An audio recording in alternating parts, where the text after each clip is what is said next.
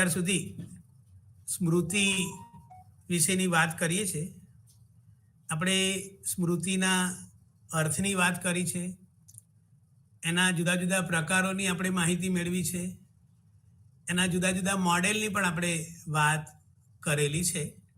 આજે આપણે એક ઇન્ટરેસ્ટિંગ ટોપિકની વાત કરીશું કે ભાઈ સ્મૃતિ કેવી રીતે વધારી શકાય. જેમ ઘણાને હાઈટ વધારવાની અને એના પ્રમાણે એ ડાયટ ફોલો કરે, એક્સરસાઇઝ કરે, એમ આપણે પણ આપણી જે સ્મૃતિ છે, મેમરી છે, એમાં વધારો કરી શકીએ છીએ. એટલે સાયકોલોજીના એંગલથી આપણે જો પ્રયત્ન કરીએ તો આપણી જે મેમરી છે એને ઇમ્પ્રૂવ કરી શકીએ છીએ. ઘણા બધાએ કદાચ ભારતમાં શકુંતલા દેવીનું નામ સાંભળ્યું હશે, અને એ એક એવી વ્યક્તિ કે જે ગણિતની સમસ્યાઓ ક્ષણવારમાં ઉકેલતા હતા, અને એમની જે આ અતુલનીય ક્ષમતા છે એને કારણે કેટલાક મનોવૈજ્ઞાનિકોને એમના વિશે અભ્યાસ કરવાનું મન થયું, અને એક સાયન્ટિફિક સ્ટડી જેને કહેવાય એ રીતે એમની જે આ મેમરી પાવર જેને કહીએ, એ મેમરી પાવર વિશે આ અભ્યાસો થયેલા છે. તો 1977માં સધર્ન મેથોડિસ્ટ યુનિવર્સિટીમાં એમણે 50 સેકન્ડમાં જ 201 આંકડાની સંખ્યાના 23મા મૂળની ગણતરી કરી. અને રસપ્રદ વાત એ છે કે એમણે જે જવાબ આપ્યો એને સાચો ઠેરવવા માટે જે ગણતરી, આમ તો મુશ્કેલ છે કે ભાઈ આપણે ગણવા બેસીએ તો એના માટે અમેરિકન માનાંક બ્યુરો દ્વારા એક વિશિષ્ટ કોમ્પ્યુટરની રચના કરવામાં આવી. એના ઉપરથી ખ્યાલ આવશે કે ભાઈ એમની જે યાદ શક્તિ છે એ કેટલી પાવરફુલ હશે. તો આપણને બધાને પણ ઈચ્છા થાય, કારણ કે આપણે કંઈક વાંચીએ, પરીક્ષા આપીએ, અને પરીક્ષામાં આપણે એકવાર વાંચીએ ને આપણને યાદ રહી જાય. કારણ કે ઘણા બધા ફેકલ્ટીમાં, ભાઈ મેડિકલ ફેકલ્ટી હોય કે સાયન્સ હોય, તેમાં આટલા જાડા જાડા થોથા હોય અને એ વાંચવાના હોય, અને માત્ર વાંચવાના નહીં પણ એને યાદ રાખવાના હોય છે. તો આપણને એમ થાય કે ભાઈ આ શકુંતલા દેવી જેવી આપણી યાદશક્તિ હોય તો ક્ષણભરમાં જ આપણે ઘણા બધા પાનાઓ યાદ રાખીએ, અને જ્યારે પરીક્ષામાં લખવાનું હોય ત્યારે ફટાફટ એમ કે લખી નાખીએ. તો આપણે બધા કોઈને કોઈ પ્રકારની યાદશક્તિની નિષ્ફળતાથી પીડાઈએ છીએ. કોઈ પણ વ્યક્તિ એવી નથી કે એને વિસ્મરણ ન થતું હોય. આપણને બધાને વિસ્મરણ થાય છે. આપણે ઘણીવાર ખરેખર પરીક્ષા વખતે આપણે આખો પ્રશ્ન તૈયાર કરેલો હોય બરોબર, છતાં આપણે આમ વિચારીએ કે ભાઈ શું લખવાનું છે, ક્યાંથી શરૂઆત થાય છે, આપણે એને યાદ કરવા બહુ જ પ્રયત્ન કરીએ પણ આપણને યાદ આવતો નથી. એટલે આ જે યાદશક્તિની નિષ્ફળતા છે, એ નિષ્ફળતામાંથી કેવી રીતે બહાર આવી શકાય. અને આપણે વાત કરી શકુંતલા દેવીની, તો શકુંતલા દેવીના જે આપણી એમ કે વિલક્ષણ મેમરી ના થઈ શકે, છતાં પણ આપણે પ્રયત્ન કરીએ તો આપણે આપણી જે મેમરી છે એને ઇમ્પ્રૂવ કરી શકીએ છીએ. એટલે મેમરી ઇમ્પ્રૂવ કરી શકાય છે, પણ એવું નહીં કે અત્યારે હવે 10મા 12માની પરીક્ષાઓ શરૂ થવાની છે, અને ઘણીવાર પછી કેટલીક જે ફાર્મસી કંપનીઓ છે એ જાત જાતની દવાઓની, ભાઈ અમારી આ ટીકડી સવાર બપોર સાંજ લેશો તો તમારી યાદશક્તિ એમ કે વધી જશે, અથવા તો આ ટોનિક પીશો તો તમારી યાદશક્તિ એમ કે વધશે. પણ એ શક્ય નથી. જો ટેબ્લેટ લેવાથી યાદશક્તિ વધી જતી હોત તો કોઈ પ્રશ્ન રહેત નહીં કે ભાઈ આપણે પણ તૈયારી ના કરત, વાંચત નહીં, કોઈ બાબત શીખતા નહીં, અને એને યાદ રાખવાની પણ જરૂર ના રહેત કે કે ભાઈ એક ગોળી સવાર બપોરે અને સાંજે લઈ લઈએ તો આપણી યાદશક્તિ ઇમ્પ્રૂવ થાય, પણ એવું પણ શક્ય નથી. અહીં આપણે જે નિમોનિક્સ કરીને સ્મૃતિ વધારવાની જે પ્રયુક્તિઓ છે એના વિશે વાત કરીશું. કે ભાઈ મૂળ રૂપથી આપણું જે સ્મરણ છે એની બે વ્યાપક શ્રેણીઓ છે, અને એ શ્રેણીઓ દ્વારા આપણે આપણી જે મેમરી છે એને ઇમ્પ્રૂવ કરી શકીએ છીએ. એટલે જ્યારે અન્ય માહિતી, એમાં બે બાબતો છે. એક છે છબીઓનો ઉપયોગ કરવો, ઇમેજ જેને આપણે કહીએ એ, અને બીજું છે આપણે સંગઠનના સિદ્ધાંતોનો ઉપયોગ કરીએ. તો આ બેના વિશે આપણે હવે થોડીક વિગતે વાત કરીશું.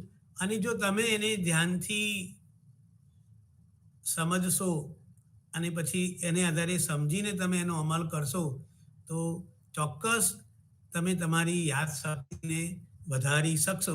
તો પહેલી જે આપણે વાત કરી, method of loci, placing image at the location, સ્મૃતિ ચિહ્ન છબીઓનો ઉપયોગ કરવો. આપણે એની થોડીક વાત કરીએ.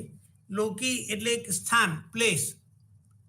આપણે કોઈ જગ્યાએ રહેતા હોઈએ તો એ જગ્યાનું જે સ્થાન છે, આપણે ઘરમાં રહેતા હોઈએ અથવા આપણે હોસ્ટેલમાં રહીએ તો આપણા ઘરનું જે લોકેશન છે, જે સ્થાન છે, આપણે જે વિસ્તારમાં રહીએ, આપણે હોસ્ટેલમાં રહેતા હોઈએ તો એ સંદર્ભમાં આપણે કરીએ. એટલે અહીંયા આ જે પદ્ધતિ છે એમાં પરિચિત સ્થાન કે સ્થાનના સંકેતનો ઉપયોગ કરવામાં આવે છે. આપણે આગળ ઉદાહરણ જોઈશું એટલે આપણને વધારે ખ્યાલ આવશે. પણ અહીંયા આપણે એક ઇમેજ જેને કહીએ, એ આપણા જે વસ્તુઓ છે, આપણે જે કંઈ શીખીએ એ વસ્તુને આપણે એ સ્થાન સાથે જોડવાની જે વાત છે એ આ પદ્ધતિમાં મુખ્ય છે. અને દાખલા તરીકે મહિનાની શરૂઆતમાં તમારા ઘરમાં તમારી મમ્મી કહે કે ભાઈ આટલી વસ્તુ તારે લાવવાની છે, કે ભાઈ એક લિસ્ટ આપી દે ખરીદી કરવાનું, કે ભાઈ એમાં એમ કે બ્રેડ છે, ટામેટા છે, પેન લાવવાની છે, વોશિંગ પાવડર લાવવાનો છે, મીઠું લાવવાનું છે. તો આ બધા જે 10-12 વસ્તુઓ હોય એનું લિસ્ટ તમને આપેલું હોય. તો અહીંયા આપણે આ જે પદ્ધતિ છે એનો કેવી રીતે ઉપયોગ કરીએ? તો આપણે શું કરીએ છીએ, વસ્તુઓને યાદ રાખવા, તેમાંથી દરેક વસ્તુને અલગ અલગ સ્થાન ઉપર હોવાની કલ્પના કરીએ છીએ. બી બ્રેડ હોય તો રસોડામાં હોય, ટામેટા હોય, પેન જે છે તો આપણે રાઇટિંગ ટેબલ જ્યાં આપણે લખતા હોય, આપણો સ્ટડી રૂમ હોય ત્યાં, વોશિંગ પાવડર જે છે તો એ બાથરૂમમાં એમ કે આપણે વોશિંગ મશીનની પાસે એ હોય, અને મીઠું તો એ પણ એમ કે રસોડામાં જ્યાં રસોઈ આપણે કરતા હોઈએ ત્યારે આપણે એ કરીએ છીએ. તો આપણે શું કરીએ છીએ, દરેકને અલગ સ્થાનિક સ્થાનમાં હોવાની કલ્પના કરી છે. અને આપણે જાણીએ છીએ કે આપણા ઘરમાં જુદા જુદા રૂમ હોય, આપણો drawing room, study room, kitchen, તો આ બધા જે કંઈ જુદા જુદા રૂમો છે એ રૂમોને આપણે શું કરીએ છીએ, આપણે એક એની ઇમેજ આપણા મનમાં ઊભી કરીએ છીએ. અને આપણે એ દરેક વસ્તુની જે આપણે લિસ્ટ વાત કરી કે ભાઈ મીઠું છે, પેન છે, વોશિંગ પાવડર છે, બ્રેડ છે, તો આ બધી બાબતો છે એની આપણે કલ્પના કરીએ છીએ. ભાઈ પેન ક્યાં હોય, કે આપણે જ્યાં રાઇટિંગ ટેબલ આપણું છે ત્યાં આગળ પેન હોય. વોશિંગ પાવડર તો જ્યાં વોશિંગ મશીન હોય એની જોડે એનો ડબ્બો હોય તો ત્યાં આગળ એ વોશિંગ પાવડર આપણે એ કરેલું એનું સ્થાન આપણે કલ્પના કરીએ છીએ. અને એ રીતે આપણે શું કરીએ છીએ કે ભાઈ આપણા મનમાં એ વસ્તુની ટૂર કરીએ છીએ. જેમ આપણે ટૂર જઈએ અને જુદા જુદા સ્થળે જઈએ અને પછી એમ કે એ કરીએ, એમ આ જે પદ્ધતિ છે એમાં આપણે જુદી જુદી વસ્તુઓને જુદા જુદા સ્થાને એની કલ્પના કરીએ છીએ, અને એ કલ્પના કરીને આપણે એને યાદ રાખીએ છીએ. કે ભાઈ હું કરિયાણાના સ્ટોરમાં જાઉં તો પછી વિચારું કે ભાઈ એને ત્યાં વોશિંગ પાવડર હોય, પછી એ વોશિંગ પાવડરની હું કલ્પના કરું છું કે ભાઈ રસોડામાં એની જરૂર વોશિંગ એરિયા જે છે, બાથરૂમ જેમાં કહીએ, અથવા તો સાદી ભાષા પહેલાં એમ કે ચોકડી વપરાતી દો, તો ત્યાં આગળ એની કલ્પના એ કરું છું.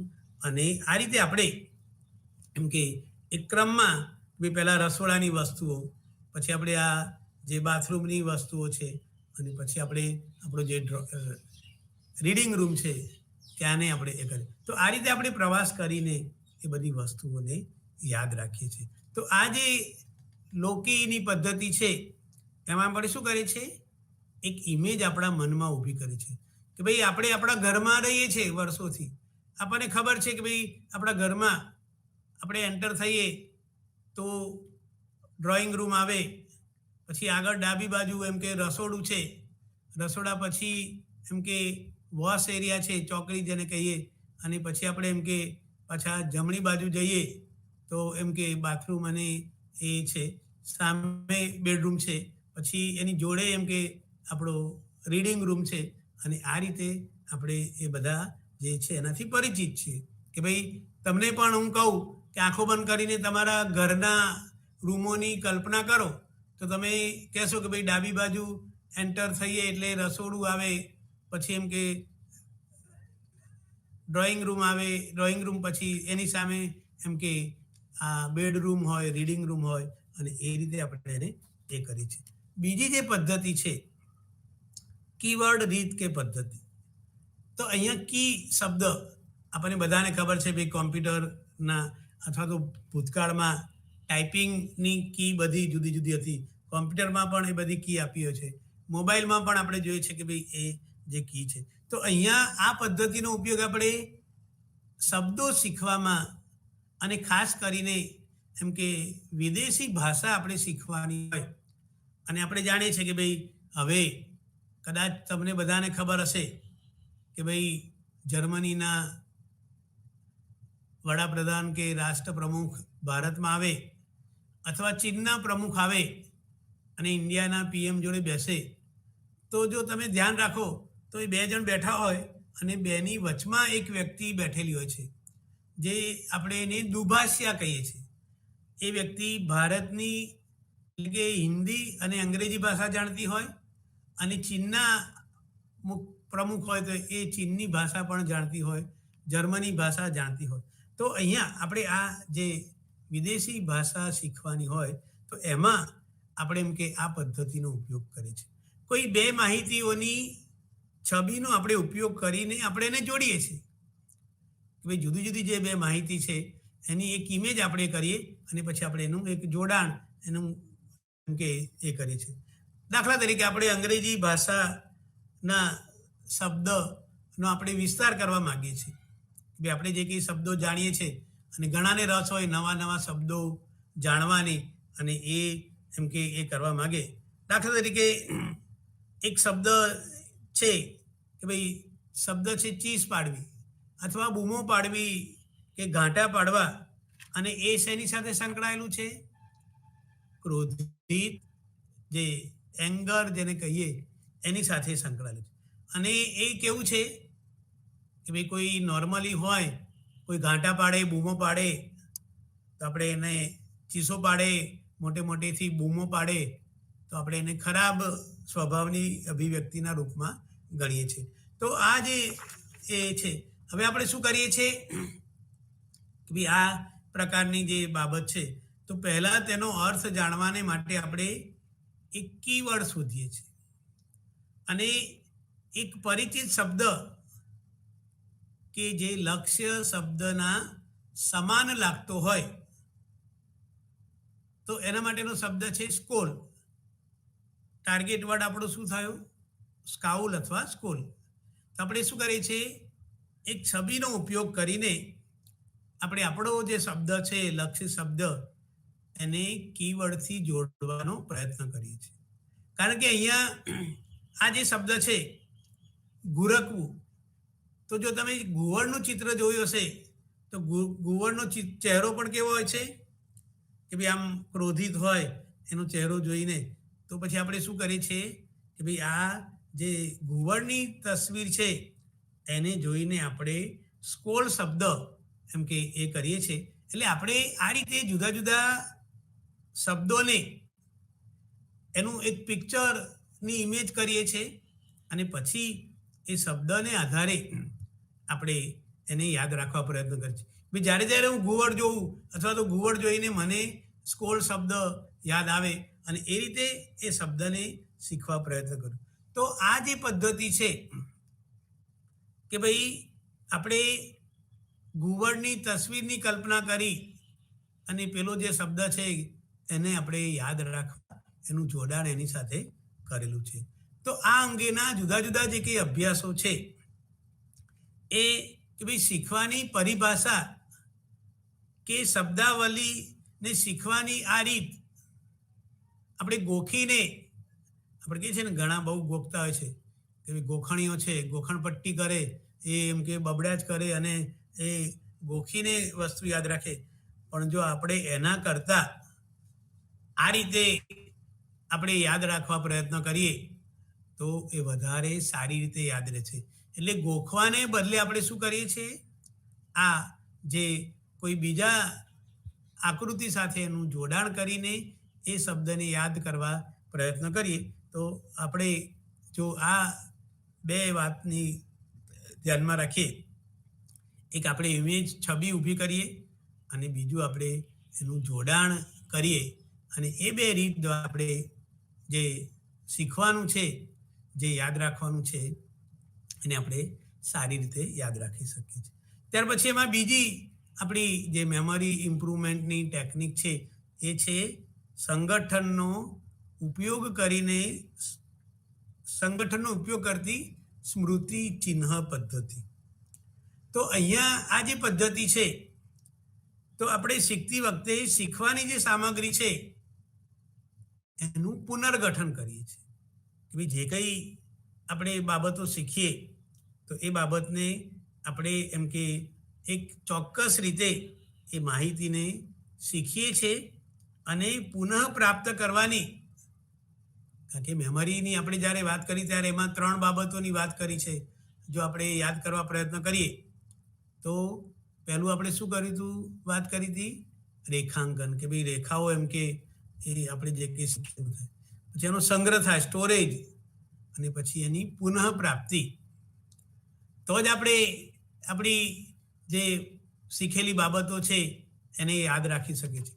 આપણે એ પણ વાત કરી હતી, જો કે આપણે એની બહુ વિગતે ચર્ચા નથી કરવાના, કે ભાઈ રેખાંકન બરોબર ના થયું હોય, એનો સંગ્રહ બરોબર ના થયો હોય તો પુનઃ પ્રાપ્તિ થતી નથી અને વિસ્મરણની સમસ્યા જોવા મળે છે. પણ આપણે એની ચર્ચા આગળ કરેલી છે એટલે એની વાત કરતા નથી. અને આ જે વાત છે કે ભાઈ સંગઠનની આપણે વાત કરી તો એમાં છે ચંકિંગ એક મેથડ છે. ચંકિંગ એટલે બહુ મોટી રકમ જેને આપણે કહીએ, ઠીક મોટા પ્રમાણમાં એમ કે જે આંકડાઓ છે અને એ આંકડાને એમ કે યાદ રાખવાના હોય. દાખલા તરીકે હું કહું 19391945 તમે યાદ રાખવાના છે. હું બોલી જાઉં અને કહું કે ભાઈ ચલો તમે બોલો, તો સ્વાભાવિક છે કે આપણે એને આટલા લાંબા જે સંખ્યા છે, 8 આંકડાની સંખ્યા છે, ઘણીવાર આપણે જોઈએ છે કે ભાઈ 10 આંકડાના મોબાઈલ હોય તો એની જે નંબરો છે એ બધી થાય. તો આપણે એને કેવી રીતે યાદ રાખી શકીશું કે ભાઈ 1939 અને 1945, અને જો આપણે ઇતિહાસ ભણેલા હોઈએ તો 1939 શું છે, પ્રથમ વિશ્વયુદ્ધની શરૂઆત થઈ હતી, અને 1945 શું છે, બીજા એ વિશ્વયુદ્ધ એમ કે પૂરું થયું. તો આપણે શું કર્યું, 4 આંકડા 1939 1945 અને એ આપણે તો સળંગ આપણે 1939 1945 એ યાદ રાખી શકીએ. તો આ રીતે આપણે આંકડાઓ, મોબાઈલ નંબર પણ આપણે એ રીતે યાદ રાખીએ છીએ કે ભાઈ દાખલા તરીકે મારો નંબર છે તો હું કોઈને કહું તો મને યાદ આ રીતે હું રાખું છું 94 270 680 10. તો અહીંયા 2 3 2 અને 3 એ રીતે મેં એની જે સંખ્યા છે એને એ કરવા પડે. તો આ રીતે આપણે આખો પેરેગ્રાફ હોય, વાક્યો હોય, એને કરી શકીએ, અથવા તો કવિતા હોય કે ગીતો હોય, કે ભાઈ કોઈ ભજન ગાનારો હોય તો એ ભજન પણ આવી રીતે એમ કે એને એ રીતે એ કરીને યાદ કરે, અથવા તો આપણે સ્કૂલમાં હોઈએ તો પછી પરીક્ષામાં કવિતા મોઢે બોલવાની હોય, 10-15 લીટીની હોય, તો પણ આપણે એમ કે જો આ રીતે એ કરીએ તો આપણે એને કરીએ. તો આપણે શું કરીએ છીએ, ઘણીવાર કવિતાની હોય તો આપણે એના 4-4 લીટીના ભાગ પાડીને પછી આપણે એને કરીએ અને પછી એક સળંગ રીતે એને રજૂ કરીએ છીએ. તો આ ચંકિંગની મેથડ, કે ભાઈ મોટી સંખ્યાઓ હોય પણ આપણે એને એવી રીતે એ કરીએ છીએ કે જેથી આપણે એને વધારે સારી રીતે એ કરી શકીએ. ત્યાર પછી છે પ્રથમ અક્ષર પ્રયુક્તિ, ફર્સ્ટ લેટર ટેકનિક. એના દ્વારા પણ આપણે આપણી મેમરીને સુધારી શકીએ છીએ કે ભાઈ આ પ્રયુક્તિમાં પ્રત્યેક શબ્દનો પહેલો અક્ષર જેને તમે યાદ રાખવા માગો છો એ એક અર્થપૂર્ણ શબ્દ કે વાક્ય બનાવવામાં આવે છે. આપણે દાખલો લઈશું અને આપણે ચોમાસું હોય, વરસાદ પડે તો શું થશે કે ભાઈ વરસાદ રહી ગયા પછી આકાશમાં મેઘધનુષ્ય એમ કે જોવા મળતું હોય છે. અને એ મેઘધનુષ્યમાં violet, indigo, blue, green, yellow, orange અને રેડ. તો એને આપણે આ બધા કલરોને યાદ રાખવાના છે. તો આપણે શું કરીએ છીએ, એનો પહેલો અક્ષર વાયોલેટનો વી, ઇન્ડિગોનો આઈ, બી, જી, વાય, ઓ, આર. તો વેબગ્યોર એવો શબ્દ આપણે એ કરીએ, અથવા તો આપણે ગુજરાતીમાં એને કરીએ કે ભાઈ આપણે બધાને ઘણા બધાને ખબર હશે, જાની વાલી પીનાલા. જા એટલે જાંબલી, ની એટલે નીલો, વા એટલે વાદળી, લી એટલે લીલો, પી એટલે પીળો, ના એટલે નારંગી અને લા એટલે લાલ.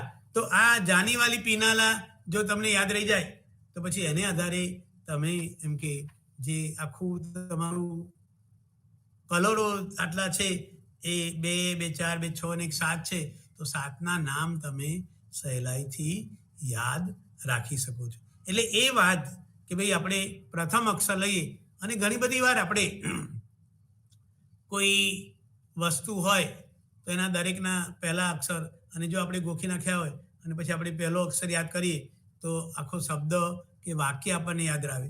પછી બીજો શબ્દ આપણે યાદ કરીએ તો બીજું વાક્ય યાદ આવે, ત્રીજો શબ્દ યાદ કરીએ તો ત્રીજું વાક્ય યાદ આવે, અને આખું જે પેરેગ્રાફ છે એ પેરેગ્રાફને આપણે એ કરી શકીએ છીએ. તો આ જે ફર્સ્ટ લેટરની ટેકનિક છે. તો જો તમારે તમારી યાદ શક્તિને વધારવી હોય તો આપણે આ જે વાત કરી એને તમે ધ્યાનથી સમજો અને એનો ઉપયોગ કરો. માત્ર સમજીને નહીં, પણ આપણે કોઈ વસ્તુ હોય અને એને ખાઈએ નહીં તો એનો ટેસ્ટ કેવો છે ખબર ના પડે, એને જોઈને આપણને ખ્યાલ ના આવે. એમાં માત્ર ટેકનિકો બતાવી દીધી અને આપણે વાંચી નાખીએ એવું નહીં, પણ એ ટેકનિકનો આપણે જે કંઈ શીખીએ છીએ એ શીખવામાં જો આપણે ઉપયોગ કરીશું તો આપણે એને કરીએ. હવે એક બીજો મુદ્દો કે જે તમારા આમાં નથી, પણ આપણે સારી સ્મૃતિ કોને કહીએ, કે ગુડ મેમરી એટલે શું? તો એમાં આપણે 5 વસ્તુને જો ધ્યાનમાં રાખીએ કે ભાઈ તમારી મેમરી સારી છે કે નહીં, તો પહેલું છે જ્યારે જરૂર પડે ત્યારે યાદ આવે. આપણે પેપર લખવા બેસીએ અને આપણને જવાબ યાદ ના આવે તે આપણી મેમરી સારી નથી.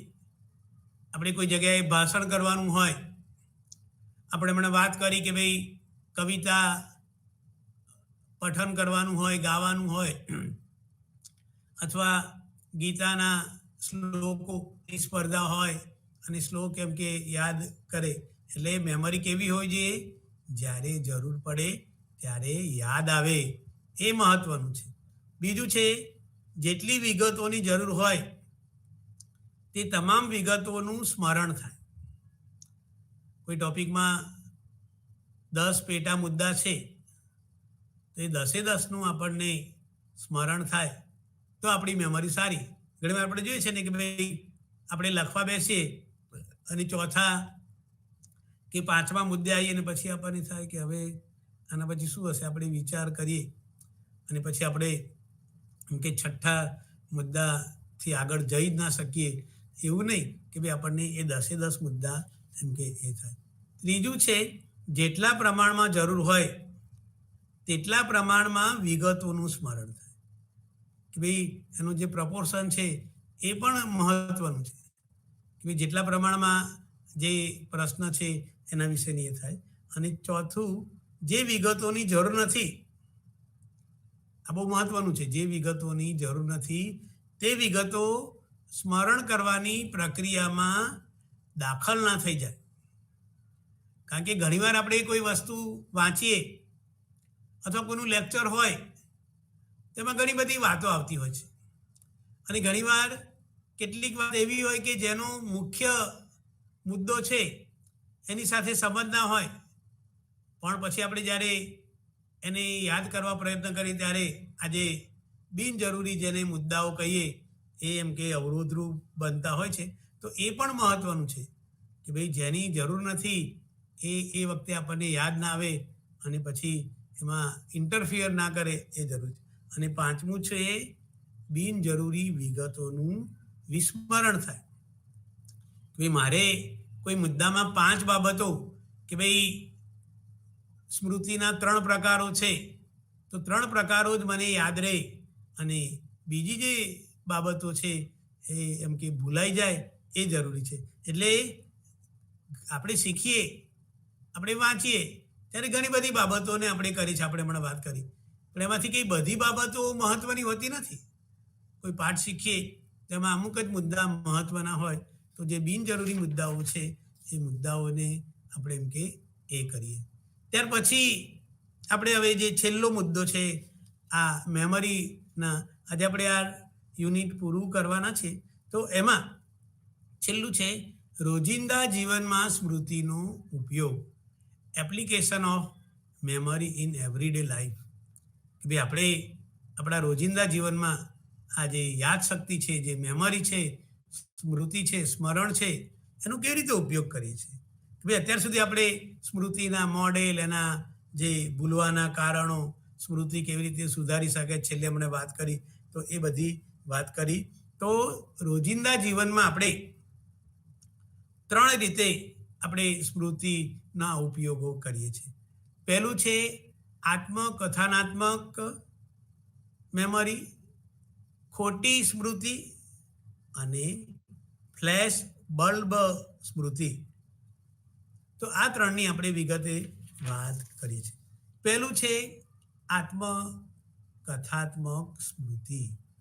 મારા જીવનમાં શું થયું, ભાઈ મને અત્યારે 67 વર્ષ થયા તો એ 67 વર્ષ પહેલાંની મારી જે યાત્રા છે એની વાત જે છે, એટલે અહીંયા શબ્દ શું છે ભાઈ આત્મકથન, કે ભૂતકાળની જે વાતો છે, મારા જે કંઈ વ્યક્તિગત અનુભવો છે એની સ્મૃતિની આપણે અહીંયા વાત કરી છે.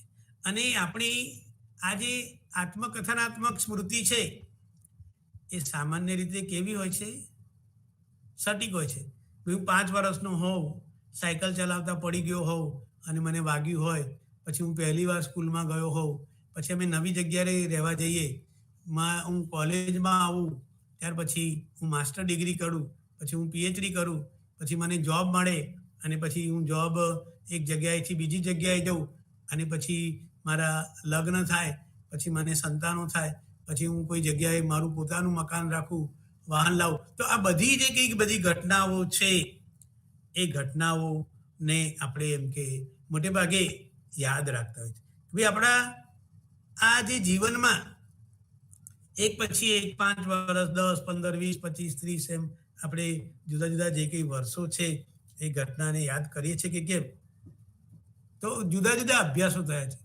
તો મોટે ભાગે શું જોવા મળ્યું છે કે ભાઈ મધ્યમ વયના જે લોકો છે, જેને આપણે 40 વર્ષની આસપાસના જે લોકો છે, એ લોકો પોતાની યુવાવસ્થા અને પ્રારંભિક જે વય છે એ સમયની ઘટનાઓને વધારે સારી રીતે યાદ રાખી શકે છે. અને આ જે કંઈ ઘટનાઓ છે કે ભાઈ આ પદ્ધતિ એક શેના આધારિત છે? આત્મનિરીક્ષણ. બી મને કોઈ પૂછે કે ભાઈ તમે એમ કે કોલેજમાં હતા, પછી તમારા ભણવાની વાત જે કંઈ છે, પછી તમે એમ કે માસ્ટર ડિગ્રીમાં આવ્યા તો ત્યાંની બધી જે કંઈ વાતો છે, અને પછી તમે એમ કે પીએચડી કર્યું તો એની, તો આપણે શું કરીશ? આત્મનિરીક્ષણ કરીશ. ભાઈ હું યાદ કરીશ કે હું પહેલા વર્ષમાં હતો, પછી મારા આટલા ટકા આવ્યા, પછી હું બીજા વર્ષમાં આવ્યો, મારા આટલા ટકા આવ્યા, ત્રીજા વર્ષમાં આવ્યો, અને એ જે કંઈ બધી ઘટનાઓ બની હોય, અને હું એમ કે એ ત્રીજા વર્ષમાં મારી કોલેજમાં પ્રથમ આવ્યો હોઉં તો એ જે વાત છે, પછી મારું સન્માન થયું હોય તો હું એને એ રીતે યાદ રાખું. ત્યાર પછી એમ કે હું માસ્ટર ડિગ્રીમાં જોઈન થઉં તો ત્યાં આગળ એમ કે મારે અમુક વિષય ઓપ્શનલ હોય, એમાંથી પસંદગી કરવાની હોય, અને એમ કે હું જ્યારે એમએ કરતો હતો ત્યારે 3 પેપરોમાંથી કોઈ એક રાખવાનું હતું. તેમાં statistical inference, psychology of personality અને ડેઝર્ટેશન. તો મને સંશોધનમાં રસ હતો એટલે પછી મેં શું રાખ્યું? ડેઝર્ટેશન. તો એમાં જે મને અનુભવ થયા કે મારે કોઈ ટોપિક પસંદ કરીને ડેટા કલેક્શન કરવાનું, પછી એનું સ્ટેટિસ્ટિકલ એનાલિસિસ કરું અને એનું ટાઈપ કરાવીને એની 3 કોપી એમ કે એ કરું. જ્યારે સાયકોલોજી ઓફ પર્સનાલિટીમાં શું હતું? આવડી બુક હોય અને એના 10 ચેપ્ટર હું વાંચી જાઉં, અને પછી પરીક્ષામાં એ પ્રશ્ન પૂછાય, અને મોટે ભાગે એ વખતે જે પરીક્ષા પદ્ધતિ હતી કેવી હતી? એસે ટાઈપની. બી 5 પ્રશ્નો હોય અને એકની ઓરમાં એક આપેલો હોય, તમે પસંદ કરો અને પછી એ પાના સાદી ભાષામાં કે આપણે ભરતા જઈએ, અને પછી એ રીતે એ કરી છે. તો અહીંયા આ આત્મનિરીક્ષણની પદ્ધતિનો ઉપયોગ કરીને એબિંગ હશે એમ કે અભ્યાસ કરેલો છે. એને શું કર્યું કે ભાઈ દરરોજ ઓછામાં ઓછી 2 ઘટનાઓને એ નોંધતો હતો. એના જીવનમાં જે કંઈ બધી ઘટનાઓ બની છે એ ઘટનાઓમાં એને રોજ 2 ઘટના લખે કે ભાઈ પહેલું કરીને પછી એ 10-12 લીટી લખે, પછી બીજી ઘટના નહીં કરે. તો 6 અવધિઓ માટેની એક ડાયરી રાખી હતી. અને એણે આ જે આત્મકથનાત્મક મેમરીની પ્રકૃતિને સમજાવવાને માટે એણે જે કંઈ નોંધ કરી હતી એની જે યાદી છે એનો અભ્યાસ કરવામાં આવે. એટલે આપણે શું કરીએ છીએ? આપણા જે કંઈ ભૂતકાળના અનુભવો છે એ અનુભવોને આપણે આવી રીતે આત્મનિરીક્ષણ દ્વારા, અથવા ઘણા ડાયરી લખતા હોય છે, અને આ એક બહુ સારી ટેવ છે. જો આપણે ડાયરી લખતા હોઈએ તો આપણે શું કરીએ છીએ? આજે 6 તારીખ થઈ અને માર્ચ મહિનો છે 2023, તો હું એમ કે ઇગ્નુનું લેક્ચર લેવા આવતા પહેલાં મને જે કંઈ અનુભવ થયો, અને આજનો જે દિવસ છે એ હોળી છે, એટલે હું જ્યારે ડાયરી લખું કે ભાઈ બપોરે જમવાનું ના હોય, હું ધાણી ખાઉં, ખજૂર ખાઉં, ચવાણું ખાઉં, મમરા ખાઉં, ચણા ખાઉં, અને એ સાદી ભાષામાં કે ભાઈ આજે હોળી ભૂખ્યો હતો, તો આવતા વર્ષે જ્યારે હોળી આવશે ત્યારે હું યાદ કરીશ કે ભાઈ મારે ઇગ્નુનું લેક્ચર હતું, અને એનું લેક્ચરમાં મેં મેમરી વિશેની વાત કરી હતી, અને જુદા જુદા જે કંઈ ઉદાહરણ છે એના દ્વારા એમ કે સમજાવવા પ્રયત્ન કર્યો હતો. તો આ જે આત્મકથનાત્મક સ્મૃતિ છે એમાં આપણે ભૂતકાળના જે કંઈ અનુભવો છે, અથવા આપણા વ્યક્તિગત અનુભવો, કે ભાઈ આપણે યાદ કરીએ કે આપણે કોલેજમાં હતા ત્યારે આપણી જોડે ભણનારા 10-15 જણા જે હોય એમની સાથેના જે કંઈ અનુભવ છે, અને પછી આપણે આજે 10 વર્ષ પછી મળીએ તો પછી એ બધા જે વ્યક્તિગત અનુભવો છે એને આપણે શેર કરીએ. અને જોઈએ છે ને એ ઘણી બધી વાર પેપરોમાં આવે છે કે ભાઈ સ્કૂલના 1980ના, 90ના, 2000ના વિદ્યાર્થીઓ એમ કે રિયુનિયન, અને પછી બધા મળે, અને એ જ્યારે અત્યારે ભેગા થાય ત્યારે ભૂતકાળની જે બધી વાતો છે એને યાદ કરે. બી ફલાણા ટીચર આપણને આમ કરતા હતા, અથવા તો આપણે પિકનિક ગયા હતા ત્યારે આમ થયું હતું, અથવા ફલાણા ટોપિકમાં એમ કે આપણને બધાને સમજણ નહોતી પડતી. તો એ બધી જે કંઈ બધી વાતો છે એ આપણે એને એ કરી છે. ત્યાર પછી બીજું છે મિથ્યા સ્મૃતિ. એના નામ ઉપરથી જ ખ્યાલ આવે છે. મિથ્યા એટલે ખોટું, જેને આપણે કહીએ કે ભાઈ આ એવી એક ઘટનાની સ્મૃતિ છે કે જે ક્યારે થઈ નથી. ઘટના બની નથી છતાં પણ આપણે આપણી યાદશક્તિમાં એને કરે છે. તો એને આપણે એક માનસિક અનુભવના રૂપમાં સમજાવી શકીએ છીએ કે ભાઈ ઘટના બની નથી છતાં આપણે એ ઘટનાને એમ કે એનું વર્ણન કરીએ છીએ અને એને યાદ રાખીએ છીએ. જેને ભૂલથી કોઈ વ્યક્તિના વ્યક્તિગત ભૂતકાળનું ની એક ઘટનાનું એમ કે વાસ્તવિક પ્રતિનિધિત્વ એને માનવામાં આવે. ઘટના બની નથી પણ અત્યારે જે ઘટના બની છે એની સાથે આપણે એને જોડવા માટે એને પ્રયત્ન કરીએ છીએ. અને આને શું કહીએ છીએ આપણે? આને પુનઃપ્રાપ્તિ સ્મૃતિ કે છદ્મ એટલે જે દેખી શકતા નથી એ રૂપથી પણ આપણે ઓળખાવીએ છીએ. અને આજે આપણે મિથ્યા સ્મૃતિની વાત કરી એનું જ્વલંત અને ભાવનાત્મક રૂપથી એ આવેશિત હોય છે. એટલે આ સ્મૃતિમાં ઇમોશનનું પ્રમાણ વધારે હોય છે. કોઈ ઘટના હોય એ બની નથી છતાં આપણે ઘટનાની જોડે આપણું એટલું બધું એટેચમેન્ટ હોય છે. ઘણીવાર આપણે જોઈએ ને કે ભાઈ કોઈ કન્યાની વિદાય થતી હોય ને એની મા કે પિતા રડે, પણ બીજી વ્યક્તિ એમ કે એ પણ એ જોઈને એમ કે રડવા માંડે. તો અહીંયા આ જે મિથ્યા સ્મૃતિમાં શું છે, એક ઇમોશનલ જે પાસું છે એ વધારે પ્રમાણમાં હોય છે. એમાં તીવ્રતા વધારે હોય છે આવેગની, અને એ રીતે આપણે એને કરીએ. ખોટી કે જૂઠી સ્મૃતિના મોટા ભાગના મામલાઓમાં લોકોને બાળપણના જે કંઈ ઘટનાઓ છે એ ઘટનાઓમાં એમ કે આ બાબત જોવા મળે છે કે ભાઈ એ કોઈ ઘટના બની હોય પણ પછી આપણે એના વિશે વધારે વિચારીએ. અને દાખલા તરીકે આપણે એમ કહીએ કે ભાઈ બાળપણમાં ચાઇલ્ડ એબ્યુઝ જે છે અને એ અથવા તો કોઈ હિંસક ઘટના હોય તો એ સ્મૃતિ જે છે એ સ્મૃતિમાં ઘણીવાર આપણે ફ્લેશ મેમરીને એ કરી છે. અને એક એવી છે કે ચાઇલ્ડ એબ્યુઝની ઘટના એ નાની હોય પણ એની સાથે આપણા ઇમોશન સંકળાયેલા છે. ભાઈ એ ઘટનાથી એટલું બધું આપણને ઇમોશનલી ડિસ્ટર્બ થઈ ગયા હોય, નાનું બાળક હોય 7-8 વર્ષનું, અને સાદી ભાષામાં કહીએ કે ભાઈ બહુ રૂપાળું હોય તો કોઈ એના ગાલ ખેંચ્યા હોય અથવા તો કોઈએ એને હગ કરી હોય તો એ બાળક જે છે એને ગમ્યું ના હોય, પણ એ વ્યક્તિ મોટી છે અને એને કારણે એ થાય નહીં. તો અહીંયા આપણે આપણી જે સ્મૃતિ છે એ કેવી છે? સ્થિર નથી.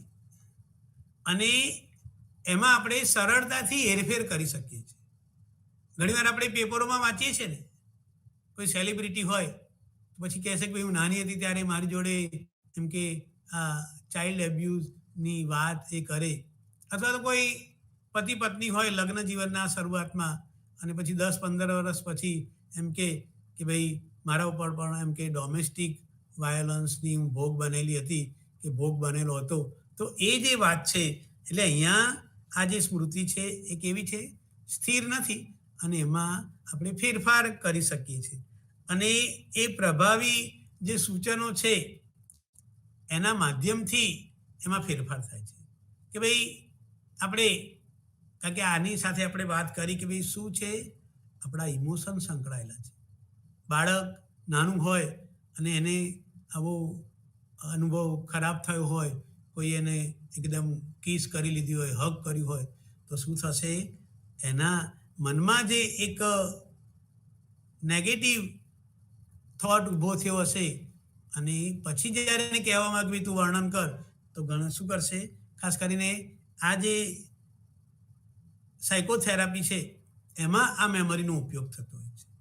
ભાઈ ભૂતકાળની ઘટનાને આપણે યાદ કરાવીએ અને ધીરે ધીરે આપણે એને સાદી ભાષામાં કહીએ કે ભાઈ કોઈ ડુંગળી હોય અને પછી એમાં એનું પહેલું પડ, બીજું પડ અને એમ ભૂતકાળના જે અનુભવો છે એ અનુભવો એક પછી એક એમ કે એ કહેતો જાય અને પછી એમાં એમ કે એની તીવ્રતા વધારે હોય એ વખતે કદાચ એને એટલી બધી આવેગશીલતા ના હોય, એની લાગણીશીલતા ઓછી હોય, પણ અત્યારે એ યાદ કરે તો શું કરશે એ એમ કે એને થાય. એટલે એને આ સાયકોલોજીની ભાષામાં ફ્લેશ મેમરી સિન્ડ્રોમ તરીકે ઓળખવામાં આવે છે.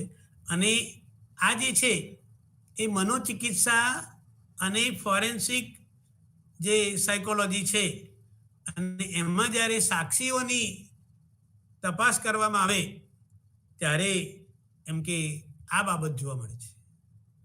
કદાચ આપણને બધાને અનુભવ છે કે ભાઈ કોઈ ખૂન કેસ થયો હોય, એમાં જુદા જુદા જે સાક્ષીઓ હોય, હવે આજથી 5 વર્ષ પહેલાં ખૂન થયું હોય, પછી એની સાદી ભાષામાં કહીએ કે ભાઈ સાક્ષીઓની ઉલટ તપાસ થાય, એની જુબાની લેવામાં આવે, તો પછી એને પૂછવામાં આવે. અને જો આપણે પિક્ચરો જોતા હોય તો ઘણીવાર આવા જે કોર્ટ રૂમના દ્રશ્યો છે અને એ એમ કે પેલાને કંઈ 5 વર્ષ પહેલાંનું યાદ ના હોય તો શું જોવા મળે છે કે ભાઈ એક અભ્યાસમાં શું જોવા મળ્યું કે જે આવા સાક્ષીઓ છે એ સાક્ષીઓની 20% સ્મૃતિ ખોટી હતી. એની જે મેમરી હતી એ જે ઘટના બની એ ઘટના વિશેનું એને જે કંઈ વર્ણન અત્યારે કરે છે તેમાં એમ કે આ 20% એને ખોટી માહિતી એ કરેલી છે એ એમ કે જોવા મળેલું છે. એટલે અહીંયા જે વાત થઈ કે ભાઈ કોર્ટ રૂમમાં પણ સાક્ષીઓ જે છે, અને ઘણીવાર આપણે જોઈએ છે ને કે ભાઈ સાક્ષીઓ ફરી જતા હોય છે અથવા તો સાક્ષી ખોટી સાક્ષી આપે, એ જે કંઈ ઘટના બની હોય એ ઘટના વિશે એને પૂછવામાં આવે ત્યારે સાદી ભાષા કહીએ ભાઈ ગોળ ગોળ જવાબ આપે. તો આ જે વાત છે એ આપણે એને એ કરી. ત્રીજું જે છે એ છે ફ્લેશ બલ્બ સ્મૃતિ. કે ભાઈ આપણે જોયું છે ને કોઈ કેમેરો ફોટોગ્રાફર હોય તો શું કરે, ફ્લેશ મારે અને ફોટો પડતો હોય છે. આપણે બધાને અનુભવ છે. અને ઘણીવાર ફ્લેશ લાઇટ ભાઈ એ એકદમ પ્રકાશ જે છે એટલું બધું તીવ્ર હોય કે એને, તો અહીંયા પણ એ નામ જ આપણે એ કર્યું છે કે ભાઈ ફ્લેશ બલ્બ સ્મૃતિ. આપણને બધાને અનુભવ છે કે ભાઈ અમેરિકામાં જે 9/11ની ઘટના બની છે, તો અમેરિકામાં એ વિસ્તારમાં જે લોકો હોય એને પૂછવામાં આવે કે ભાઈ જ્યારે આ 9/11નો હુમલો થયો એના વિશે તમે સાંભળ્યું ત્યારે તમે શું કરી રહ્યા હતા. કે ભાઈ આપણે જાણીએ છીએ કે ભાઈ એ ટાવરને અથડાયું અને તમારી પ્રથમ પ્રતિક્રિયા શું હતી. તો ઘણા લોકોના મનમાં ત્યાંના જે છે એમને આ હુમલાની જે સ્મૃતિ છે એ સ્પષ્ટ પ્રમાણમાં હતી કે ભાઈ હું એમ કે કામ કરતો હતો અને એકદમ મોટો અવાજ આવ્યો અને એમ કે બહાર નીકળ્યો તો જે મકાન છે બહુ માળી, એમાં એમ કે વિમાન અથડાયું, એમાં આગ લાગી અને પછી એમ કે લોકો ચીસો પાડતા હતા અને એ થતું હતું. આપણને બધાને ખબર છે કે ભાઈ મુંબઈની જે તાજ હોટલ ઉપર આતંકવાદી હુમલો થયો અને એ મુંબઈના લોકોને આપણે એમ કે એ કરીએ અને આપણે જાણીએ છીએ કે ભાઈ એમાં એક વ્યક્તિ કસાબ કરીને જીવતી પકડાઈ હતી અને કદાચ આપણને ખબર હોય તો એના ઉપરથી એક પિક્ચર પણ બનેલું છે કે ભાઈ મુંબઈની જે ઘટના છે, ઘટનાને જોનારા જે લોકો છે તો એના સંદર્ભમાં કે ભાઈ એ ઘટના આજે પણ એ તારીખ આવે અને એ ઘટના બની હોય એની આજુબાજુ જે લોકો હોય એને એ યાદ આવે. આપણને બધાને અનુભવ છે કે ભાઈ ભૂકંપ આવ્યો તો ત્યારે એ ભૂકંપની જે ઘટના છે એ 26 જાન્યુઆરી જ્યારે આવે ત્યારે આપણને શું થાય, આપણે એ વખતે ક્યાં હતા. અને કદાચ હું જ વાત કરું કે મારા 2 દીકરા સ્કૂલમાં ધ્વજવંદન કરવા ગયા હતા અને અમે એમ કે ઘરે હતા અને મારે યુનિવર્સિટી ધ્વજવંદન કરવા જવાનું હતું અને એકદમ જ આમ બધું ધ્રુજવા માંડ્યું અને એ રસોડામાં અહીંયા જે માટલું હતું એ આમ બાજુ જાય, પાછું આમ જાય અને પહેલી વાર જ આ અનુભવ થયો હતો. પછી બધા કે જલ્દી બધા નીચે ઉતરો, ભૂકંપ આવ્યો છે, અને એટલો બધો અવાજ આવતો હતો. અને પછી યાદ આવ્યું કે ભાઈ છોકરાઓ તો સ્કૂલે ગયા છે. તો જે બીજો દીકરો હતો એની સાયકલનું આખું વ્હીલ એમ કે એ સ્ટેન્ડમાં હતું, અને એટલા બધા એ થયા. તો જ્યારે જ્યારે પણ 26 જાન્યુઆરી આવશે ત્યારે આપણા મનમાં એ વખતે આપણે જે ઉંમરના હોઈએ એ જે કંઈ સ્મરણ છે એ આપણને યાદ આવશે કે ભાઈ આપણે એમ કે કેવી રીતે એ કર્યું. તો અહીંયા આપણને જે કંઈ બાબતો આપણે પ્રથમ વખત તેના વિશે આપણે સાંભળ્યું તો તે યાદ કરી શકતા હતા કે શું કરતા હતા અને આપણામાં કેવી લાગણી થઈ, આપણે એ બધી વિગતોને આપણે એ કરી છે. તો આ બધું કેમ આપણને યાદ રહે છે કે ભાઈ જ્યારે જ્યારે પણ 26 જાન્યુઆરી આવશે ત્યારે આપણને એ દિવસે આપણે જે કંઈ ક્રિયાઓ કરતા હતા, આપણા જે કંઈ અનુભવો છે, આપણી જે કંઈ લાગણીઓ છે, આપણી આજુબાજુમાં જે લોકો હતા એમના રિએક્શન, આપણે આજુબાજુના વિસ્તારમાં કોઈ ફ્લેટ પડી ગયો હોય અથવા તો બીજી જે કંઈ ઘટનાઓ બની હોય તો એને એ થાય. તો રોજર બ્રાઉન અને જેમ્સ કુલિકે શું કીધું કે ભાઈ આ યાદ એટલી બધી તીવ્ર છે કે એ યાદ એક ફિલ્મના રૂપમાં, જેમ આપણે કોઈ ફિલ્મ હોય તો એ આપણને યાદ રહી જાય કે ભાઈ એમાં પહેલો સીન, બીજો, ત્રીજો, એમ આમાં તીવ્રતા છે કે ભાઈ લાગણીનું પાછું એટલું બધું છે કે જેમ કોઈ ફિલ્મ હોય 1 કલાકની આપણે જોઈએ, અથવા તો કોઈ સિરિયલ હોય એનો એપિસોડ હોય કે ભાઈ એ એપિસોડ આપણે જોઈએ તો શું થશે કે ભાઈ એ આપણે પછી જ્યારે જ્યારે પણ એ પહેલો સીન યાદ આવે તો પછી આખો એપિસોડમાં જે કંઈ ઘટનાઓ બની હોય એ 1 by 1 એમ કે એ થાય. એમ ફિલ્મમાં પણ આપણે એમ કે આ પહેલાં આ દ્રશ્ય આવ્યું, પછી ગીત આવ્યું, પછી એમ કે આમ થયું, પછી એ થયું, છેલ્લે એમ કે આ બધું બન્યું, અને એ રીતે એનો એન્ડ આવ્યો. તો આ સ્મૃતિ કેવી છે, ફ્લેશ બલ્બમાં આપણે એક મેમરી જે છે એમાં એક ફિલ્મની જેમ એનું એ થતું હોય છે કે ભાઈ આપણને બધાને અનુભવ છે કે ભારતના જે વડાપ્રધાન હતા ઇન્દિરા ગાંધી, તો એમને એમના નિવાસસ્થાનમાં જ એમ કે એમના જે બોડીગાર્ડ હતા એને એમ કે એમને મારી નાખ્યા. અથવા રાજીવ ગાંધી એમ કે તામિલનાડુમાં ગયા અને જે જીવતો બોમ્બ જેને કહીએ કે ભાઈ હ્યુમન બોમ્બ, કે ભાઈ એક વ્યક્તિએ પોતાના શરીર ઉપર એમ કે એ બોમ્બ એ કર્યો, અને દૂરથી જ્યારે એ વ્યક્તિ રાજીવ ગાંધીની નજીક ગઈ ત્યારે પેલી સ્વિચ એણે કરી અને એ થાય. તો આ બે જે ઘટનાઓ છે કે ભાઈ એ ઘટના બની ત્યારે જે લોકો હાજર હતા એ બધાને એ ઘટના યાદ આવશે. એટલે ફ્લેશબેક પિક્ચરોમાં પણ તમે જોતા હશો કે ભાઈ કોઈ અત્યારે ઘટના ચાલે છે, પછી પાછું ફ્લેશબેકમાં એના વિશેની વાત કરે કે ભાઈ અત્યારે 2 જણા છે પણ નાનપણમાં એમ કે કેવા હતા, તો એ સીન કેવી રીતે બતાવશે, ફ્લેશબેકમાં બતાવશે. અને એ રીતે આપણે એમ કે એને એ કરવા પ્રયત્ન કરીશું. એટલે કોઈ ઘટનાની આવી તીવ્ર સ્મૃતિનું શું કારણ હશે? કારણ કે આપણે હમણાં વાત કરી કે ભાઈ એની સાથે શું સંકળાયેલું છે, ઇમોશન સંકળાયેલા છે. અને એ જે વાત છે તો એ ઘટનાની સાથે શું જોડાયેલું છે, ભાવનાત્મક તીવ્રતા. કે ભાઈ નોર્મલ ઘટનાઓ હોય તો એની સાથે એમ કે કોઈ ઇમોશન જોડાયેલા ના હોય તો આપણને યાદ રહે નહીં. પણ આપણે હમણાં વાત કરી કે ભાઈ આપણે ગોધરાની ઘટના જો આપણને યાદ હોય તો એ ઘટના, અથવા મુંબઈના ઘટનાની યાદ કરીએ, અથવા અક્ષરધામ ઉપર ગાંધીનગરમાં જે હુમલો થયો હતો એ ઘટનાને યાદ કરીએ કે આપણે હમણાં ઇન્દિરા ગાંધી, રાજીવ ગાંધીના જે એમના મૃત્યુ એટલે કે એને મારી નાખવામાં આવ્યા તો એની જે કંઈ ઘટનાઓ છે, અથવા 9/11ની આપણે વાત કરી તો એ, અથવા તો ભૂકંપની આપણે વાત કરી, આપણે તુર્કીના ભૂકંપની વાતો સાંભળીએ છીએ, પછી 1 વર્ષ પછી એ, અથવા તો અત્યારે આપણે ત્યાંના જે લોકો છે એમના જે કંઈ અનુભવ છે કે ભાઈ આ જે કંઈ ઘટના બની તો એ, અથવા તો જોશી મઠની ઘટના કે ભાઈ ત્યાં, એટલે આવી બધી જે ઘટનાઓ છે, પૂરની હોય, ભૂકંપની હોય, કોઈ મોટી આગ લાગેલી હોય તો એમાં આપણા ઇમોશન સંકળાયેલા છે અને એની તીવ્રતાને કારણે આપણને યાદ રહી જાય છે.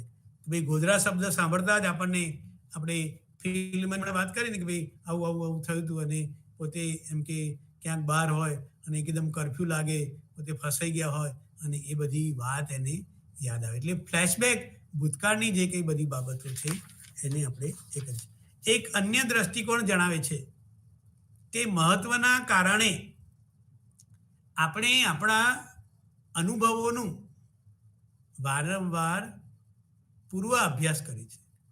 બી કેટલીક બાબતો એવી હોય છે કે મહત્વની હોય તો પછી આપણે શું કરીએ છીએ, એને રિપીટ કરીએ છીએ, એની પ્રેક્ટિસ સાદી ભાષામાં કહીએ તો એને લીધે શું થશે કે ભાઈ આપણે આવું એમ કે વારંવાર કરીએ અને આ રીતે પછી જ્યારે આ યાદોને વર્ષો પછી પણ આપણે યાદ રાખી શકીએ છીએ.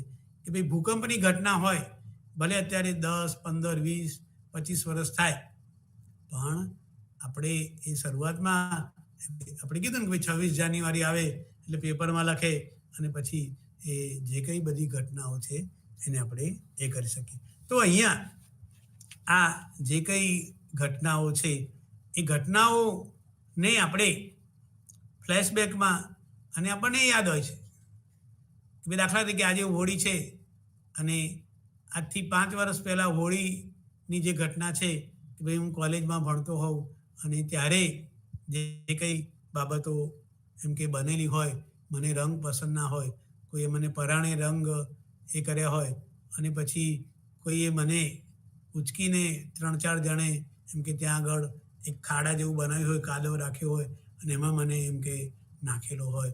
તો જ્યારે જ્યારે પણ આ હોળી આવે અને બીજાને રમતા જોઉં તો પણ મને યાદ આવશે કે ભાઈ હોળીમાં એમ કે મને આ રીતે એ કરવામાં આવેલું હતું અને એ રીતે એમ કે આપણે એને એ કરી છે. એટલે આપણે જ્યારે આપણી મેમરી છે એ મેમરીનો ઉપયોગ આ રીતે કરીએ છીએ અને આપણે પહેલાં પણ કીધું કે ભાઈ આત્મકથનાત્મક આપણને બધાને આપણા જીવનના અનુભવો આપણને ખબર હોય છે. ઘણીવાર આપણે જોઈએ ને કે ભાઈ કોઈ વ્યક્તિ આત્મકથા લખાવે તો પછી અથવા પોતે લખે તો શું થશે કે ભાઈ એ પોતે જન્મ્યા, ક્યાં જન્મ્યા, પછી ભણવા ગયા, પછી એમ કે 5મા ધોરણમાં, 10મા ધોરણમાં બોર્ડમાં આવ્યો, પછી 12મા ધોરણમાં, પછી કોલેજમાં જાય, પછી કોલેજમાં એમ કે હોસ્ટેલમાં રહેવાનું આવે, પછી MA કરવા એમ કે ગુજરાતની બહાર જાય અને એ રીતે એ જે આપણી ઘટનાઓ છે દરેક વ્યક્તિ આ ઘટનાઓને યાદ રાખતા હોય છે. અને એટલે જ એક સાહિત્યકારે કીધું કે દરેક વ્યક્તિ કેવો છે, એક ન લખાયેલી નવલકથા જેવું. આપણને ખબર હોય કે નવલકથા આટલી જાડી હોય અને આપણે કદાચ જો આ વાત છે, મેં કીધું ને હમણાં કે ભાઈ ડાયરી લખવાની વાત છે, પછી આપણે 5 વર્ષ પહેલાં ડાયરી આપણે લખવાની ટેવ પાડી હોય તો હું વાંચું તો શું થશે, એ બધું મને યાદ આવશે કે ભાઈ 5 વર્ષ પહેલાંની જે હોળી હતી એમાં કેવી રીતે થયું, પછી એમાં જે કંઈ મેં અનુભવ થયા અને એ અનુભવને આધારે એ થાય. એમ આપણે પણ ફ્લેશબેક કે ભાઈ જે કંઈ ઘટનાઓ છે અને જેમાં તીવ્રતા સંકળાયેલી છે આપણા ઇમોશન. નોર્મલ ઘટના હશે તો આપણને બહુ યાદ નહીં રહે, પણ આપણે બધા ભૂકંપના અનુભવથી પરિચિત છીએ. ભાગ્યે જ કોઈ વ્યક્તિ ગુજરાતમાં એવી હશે કે જેને આ 26 જાન્યુઆરીના ભૂકંપના અનુભવો યાદ ના હોય. કે ભાઈ એ વ્યક્તિને તમે કહો, એને લખવાનું કહો તો એ કે ભાઈ સવારે એમ કે આ ટાઈમે આમ કરતો હતો, પછી એમ કે આવું થયું અને પછી બધું જાણવા મળ્યું અને એ વખતે એટલો બધો ડર લાગ્યો અને પછી આપણે એને એ કરીએ. એવી રીતે આપણી આજુબાજુના પણ જે વ્યક્તિઓ હોય એ વ્યક્તિઓના અનુભવ પણ આપણને યાદ આવે છે કે ભાઈ મેં હમણાં વાત કરી કે ભાઈ ભૂકંપમાં એમ કે અમે જ્યાં રહેતા હતા ત્યાં અમે 3જે માળ, 2nd ફ્લોર અને 3rd ફ્લોર. તો 3rd ફ્લોર ઉપર એક આર્ટિસ્ટ મિસ્ટર સોની રહેતા હતા અને એમાં શું થયું કે ભાઈ એ ભૂકંપ આવ્યો છે એવું સાંભળીને એ એમના પત્ની અને છોકરાઓ ઉતરી ગયા છે પણ પછી ખબર પડી કે ભાઈ બા તો અંદરના રૂમમાં છે, એટલે પાછા ઝડપથી એ ઉપર આવ્યા. અને એ વખતે એટલી બધી ધ્રુજારી થતી હતી કે એમના મનમાં એક જાતનો ડર બેસી ગયો. પછી એ શું કરતા હતા, એમણે એક બેગ રાખી હતી, એમાં દસ્તાવેજ ને અગત્યની વસ્તુઓ અને ઘરેણાં અને એમ કે પૈસા એ રાખે, અને સહેજ હલે નહીં છતાં એમને ફીલ થાય તો શું કરે, તરત બેગ લઈને નીચે ઉતરી જાય. આવું 2-3 મહિના સુધી ચાલ્યું, કારણ કે એમને એ જે એમના મધરને લેવા કે ભાઈ મધર ઉપર છે અને આ એકદમ મકાન પડી જશે તો એ જીવશે નહીં, અને લોકો કહેશે કે ભાઈ તમે તમારા મધરની કાળજી ન રાખી, તો એને કારણે શું થશે, એ વ્યક્તિને એમ કે એ થાય. એટલે આ જે કંઈ બધી ઘટનાઓ છે એ ઘટનાઓ સાથે આપણા આવા તીવ્ર ઇમોશન સંકળાયેલા છે, અને એને કારણે જ્યારે જ્યારે કોઈ કહે કે ભાઈ ભૂતકાળના અનુભવોની વાત હોય, દાખલા તરીકે કોઈ પત્ની હોય અને કે સાસરિયામાં બહુ ત્રાસ મળતો હોય અને પછી એ છૂટાછેડા મળે, તો પછી એને લગ્ન અને એના સાસરીમાં જે કંઈ એના ઉપર ટોર્ચર થયું હોય, એને ડોમેસ્ટિક વાયોલન્સની ભોગ બનેલી હોય, તે બધું એને યાદ આવશે અને પછી એમ કે એ કરે. એટલે આ જે લાગણીઓ છે એ લાગણીઓ એમ કે આ ઘટનાઓ સાથે સંકળાયેલી છે, અને એને કારણે જ આપણને યાદ રહે છે. 5 વર્ષ 10 વર્ષ 15 વર્ષ થાય છતાં આપણે એને યાદ રાખીએ છીએ. એમ આપણે વાત કરીને કે ભાઈ એ કેવી છે, એક ફિલ્મ જેવી. જેમ આપણે કોઈ એપિસોડ કોઈ સિરિયલ જોઈએ, એના એપિસોડ 3-4 હોય ને એમાં આખી સ્ટોરી આવેલી હોય, તો પછી આપણે એમ કે પહેલો એપિસોડ જેવો જોવાનું શરૂ કરીએ તો શું થશે, આપણને યાદ આવશે.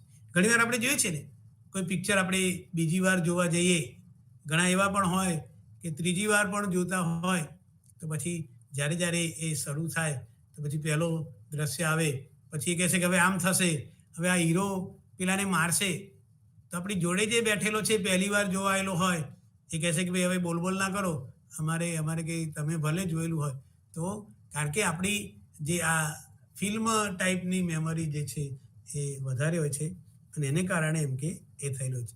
તો અહીંયા આપણે આ મેમરીના ટોપિકની વાત પૂરી કરીએ છીએ, અને એનું લેટસ આપણે સમાપન કરીએ કે ભાઈ અત્યાર સુધી આપણે જે બધા જુદા જુદા લેક્ચરોમાં સ્મૃતિ, કે ભાઈ બધાને સ્મૃતિની જરૂર પડે છે શીખવાની ક્રિયામાં. આપણે શીખવું સારી રીતે હોય તો સ્મૃતિ સારી હોવી જોઈએ. અને આપણે જોઈએ છીએ કે ભાઈ જે વિદ્યાર્થીની મેમરી પાવરફુલ હોય એ તેજસ્વી હોય છે, અને બોર્ડમાં જે નંબર લાવનારા હોય એની મેમરી કેવી હોય છે, પાવરફુલ હોય છે. તો આપણે પણ આપણી મેમરી પાવરફુલ બનાવી શકીએ. તો આ જે યુનિટ છે એમાં આપણે એમ કે મેમરી એક શક્તિ છે, ઇટ ઇઝ અ એબિલિટી, અને એ શું કરે છે, માહિતીને જાળવી રાખે છે. અને એ કેવી છે, બોધાત્મક છે, કે ભાઈ it is a cognitive process, અને એ લાંબા સમય સુધી જળવાઈ રહે છે. ઘણીવાર આપણને 5મા ધોરણમાં આપણે કોઈ કવિતા શીખ્યા હોઈએ તો આજે પણ આપણને યાદ હોય છે, તો એ લાંબા સમય સુધી આપણે એમને જાળવી. ત્યાર પછી આપણે મેમરીના વિવિધ પ્રકારો જોયા હતા, long term memory, short term memory, અને એ રીતે આપણે એને જોયા હતા. ત્યાર પછી આપણે મેમરીના જુદા જુદા મોડેલની વાત કરી હતી કે ભાઈ જે જૂનું પુરાણું મોડેલ છે એને, અને એ રીતે એના 3 મોડેલની આપણે વાત કરી છે. ઘણીવાર આપણે કોઈ વસ્તુ યાદ કરવાની હોય અને આપણે કહીએ છીએ ને ભાઈ ખરા ટાઈમે જ આપણને યાદ ના આવે, આપણે એમ કે એને યાદ કરવામાં નિષ્ફળ જઈએ છીએ, તો એ નિષ્ફળતાને મનોવિજ્ઞાનમાં આપણે શું કહીએ છીએ, ફોરગોટિંગ, વિસ્મરણ જેને આપણે કહીએ. તો એના પણ આપણે કારણોની ચર્ચા કરી હતી કે આપણને શા માટે વિસ્મરણ થાય છે એની આપણે ચર્ચા કરી. અને આપણે એ પણ વાત કરી કે ભાઈ સ્મૃતિને કેવી રીતે વધારી શકાય, તો એની ટેકનિકની પણ આપણે વાત કરી. અને છેલ્લે આપણે જે વાત કરી કે ભાઈ રોજિંદા જીવનમાં આપણે સ્મૃતિનો કેવી રીતે ઉપયોગ કરીએ છીએ, અને એ સ્મૃતિની જે આખી પ્રક્રિયા છે. તો ટૂંકમાં આપણે આ મેમરી વિશેની જે વાત કરી, અને તમારા બધા માટે, આપણા બધા માટે અગત્યનું શું છે કે ભાઈ મેમરી ઇમ્પ્રુવમેન્ટ આપણે જો પ્રયત્ન કરીએ તો આપણી મેમરીને સુધારી શકીએ છીએ. જો મેમરી સુધરે તો આપણે વધારે સારી રીતે જે કંઈ શીખીએ ને એ કરી શકીએ છીએ. તો નમસ્કાર. નેક્સ્ટ ટાઈમ આપણે બીજા મુદ્દાની વાત કરીશું, અને આપણે શુભેચ્છા પાઠવી હોળીની, અને તમારી મેમરી વધારે સારી થાય એ અભ્યર્થના સાથે વિરમું છું.